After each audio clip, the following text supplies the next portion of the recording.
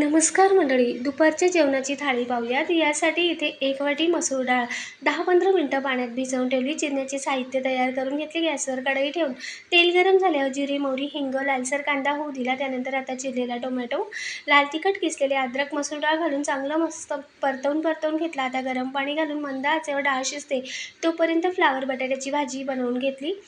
गॅसवर कढई ठेवून फ्लावर थोडीशी तेलात तळून घेतली. जिरे, मोहरी, कढीपत्ता मस्त अशी चरचरीत फोडणी झाल्यावर साल काढून घेतलेल्या बटाट्याच्या फोडीला एक वाफ दिली. त्यानंतर तळलेली फ्लावर पावडर, मसाले घालून मस्त मिक्स करून घेतलं. चांगलं परतवल्यानंतर थोडासा पाण्याचा शिंपडा देऊन झाकण ठेवून वाफ काढली.